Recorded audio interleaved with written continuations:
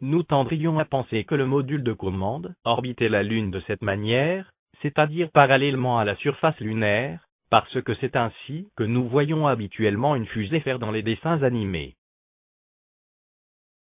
Cette photo, AS 1137 5445, a été prise dans Apollo 11 depuis le module lunaire, et montre le module de commande en train d'orbiter la Lune, en même temps que le module lunaire. En effet, après que le module lunaire se soit séparé du module de commande, il ne commence pas immédiatement sa descente vers la surface lunaire, mais commence d'abord d'orbiter la Lune en compagnie du module de commande pendant quelque temps. Le module de commande n'est pas orienté horizontalement, comme nous nous y attendrions, mais verticalement à la place. Cette photo, AS 1137 5447, a aussi été prise dans Apollo 11.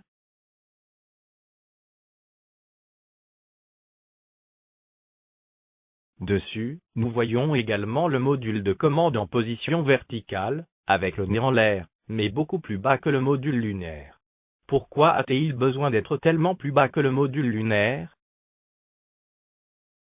Nous voyons aussi le module de commande orbiter la Lune avec une attitude verticale, et son nez en l'air, sur certaines vidéos, comme sur cette vidéo prise depuis le module lunaire dans Apollo 15.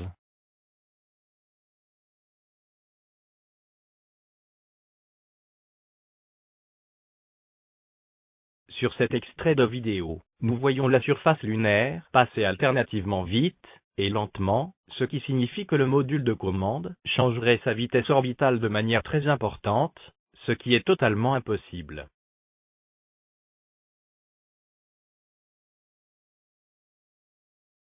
La vitesse orbitale est déterminée par la gravité de la planète et la distance du vaisseau spatial à la planète, et elle ne peut changer, autrement le vaisseau spatial quitterait son orbite. Mais est-ce le seul indice donné dans cette vidéo?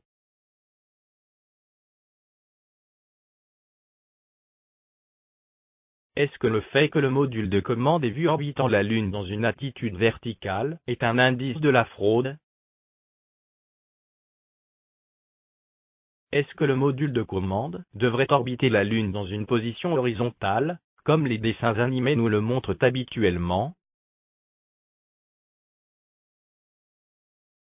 Si l'attraction lunaire était constante, et que seule la force centrifuge variait, parce que la partie la plus proche de la Lune a une plus grande vitesse angulaire que celle la plus éloignée, la différence des forces centrifuges forcerait le module lunaire à prendre une attitude horizontale lorsqu'il part d'une attitude en biais.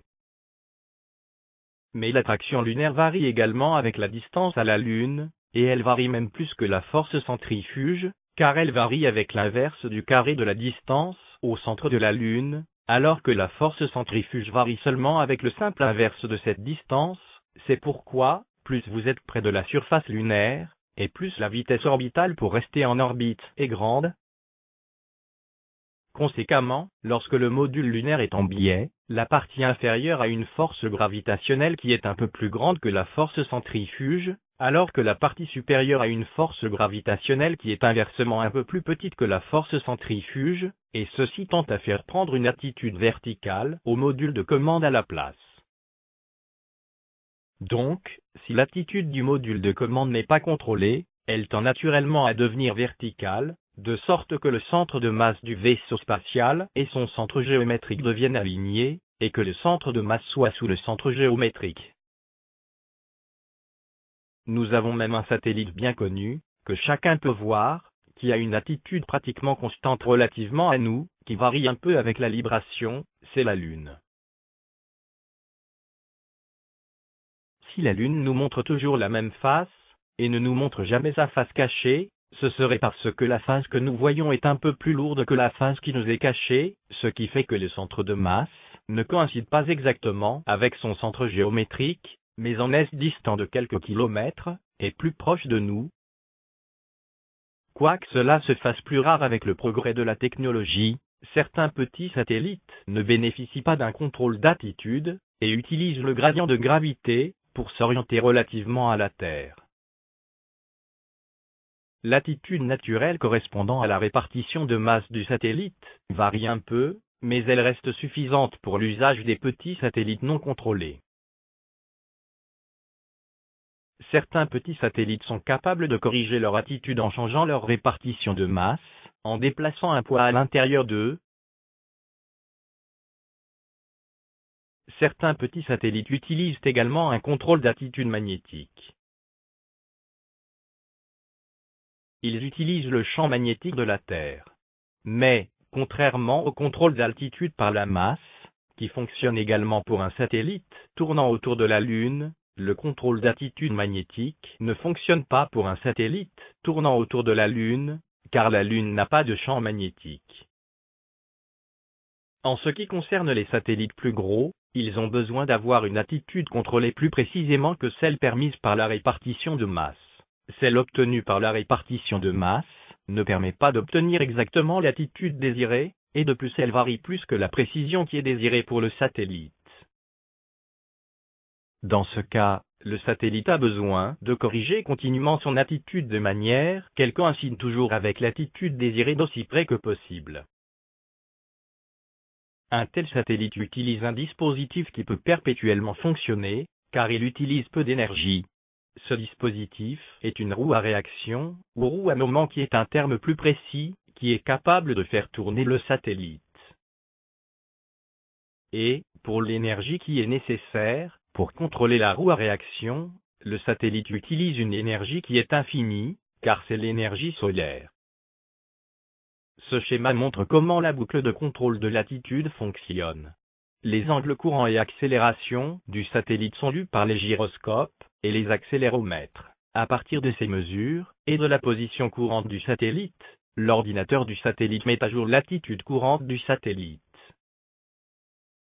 Cette attitude courante est comparée avec l'attitude désirée, et, à partir de la différence de cette comparaison, des commandes sont élaborées pour faire que les roues à réaction du satellite corrigent l'attitude du satellite, de manière à la rapprocher de l'attitude désirée, et ainsi de suite. Vous pouvez vous demander comment les gyroscopes pouvaient être initialisés, comme il n'y a pas d'astronaute à bord, pour faire un alignement d'étoiles. En fait, l'initialisation des gyroscopes est assez simple, un signal est émis depuis la Terre, et le satellite est tourné dans les deux directions jusqu'à ce que la réception du signal soit optimale. La position correspondante est alors utilisée pour initialiser le zéro des gyroscopes. Bon, maintenant que nous savons qu'il est normal que le module de commande prenne une attitude verticale pour orbiter la Lune, la question est de savoir s'il devrait orbiter avec son nez orienté vers le haut ou vers le bas.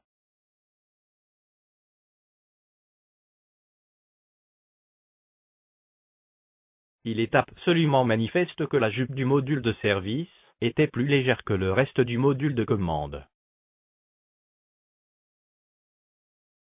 Ce fait placerait le centre de masse du module de commande au-dessus de son centre géométrique lorsqu'il est orienté vers le haut. Mais nous avons vu que le centre de masse devait être sous le centre géométrique quand le module de commande orbite la Lune. Cela signifie que le module de commande devrait être orienté vers le bas à la place quand il orbite la Lune, de sorte que son centre de masse soit sous son centre géométrique, comme il doit l'être lorsque le module de commande orbite la Lune. Cela signifie que, au lieu d'orbiter la Lune de cette manière, avec son nez en haut, le module de commande devrait orbiter la Lune de cette manière, avec son nez en bas. Donc, sur cette photo, et sur les vidéos prises depuis le module lunaire, montrant le module de commande en train d'orbiter la Lune, l'indice n'est pas que le module de commande devrait être horizontal, mais qu'il devrait être orienté dans l'autre sens, avec son nez en bas et pas en haut. Nous devrions voir la jupe du moteur du module de service, et non le cône du module de commande.